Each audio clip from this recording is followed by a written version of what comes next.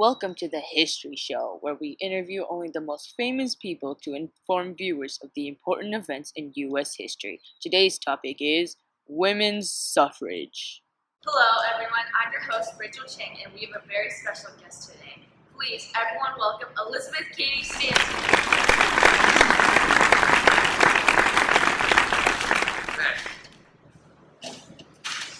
It is a pleasure being on the show.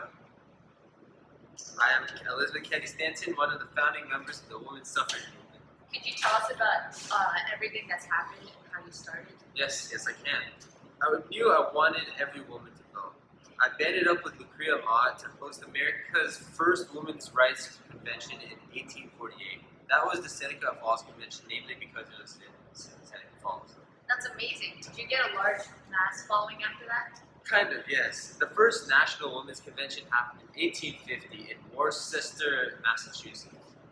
If I remember correctly, this had more than 1,000 people attending, right? That's amazing. Exactly. After that, in May of 1869, Susan B. Anthony and I teamed up and we finally formed the National Women's Suffrage Association. We said our main goal would be the official women's suffrage through an amendment in the Constitution. Oh, that's great. Could you tell us the difference between the National Women's Suffrage Association versus the American Women's Suffrage Association? Yes, I can.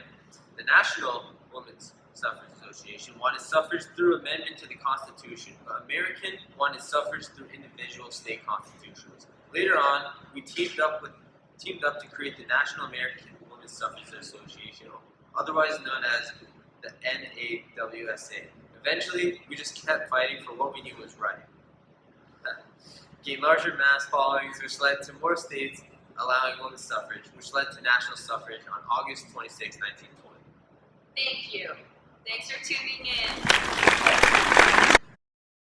Hope you enjoyed our section with Elizabeth Cady Stanton. Now I will briefly discuss the 15th Amendment and its relationship in the history of women's suffrage. In 1870, the 15th Amendment was passed, giving black men the right to vote. While it was a step in the right direction, women reformers still wanted suffrage. Thus, the National Women's Suffrage Association refused to help ratify the 15th Amendment and instead worked to pass the 16th Amendment, which advocated for women's suffrage as well as African American suffrage. Our new guest is President Woodrow Wilson. Please come in. I am President Woodrow Wilson. Thank you for having me on your amazing show. So, what are your views about women's suffrage? I support women's suffrage. I believe that all Americans have the right to vote for their future leader, no matter their status, appearance, gender, race, or anything else. Have you done anything to help the women's suffrage movement? Yay!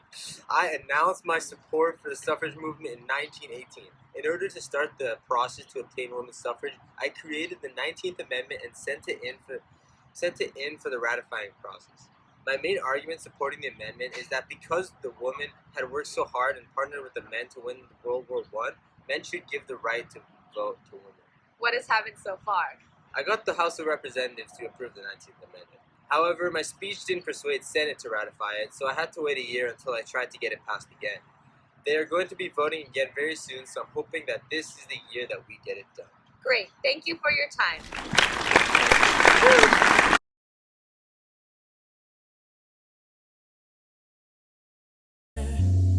I've been watching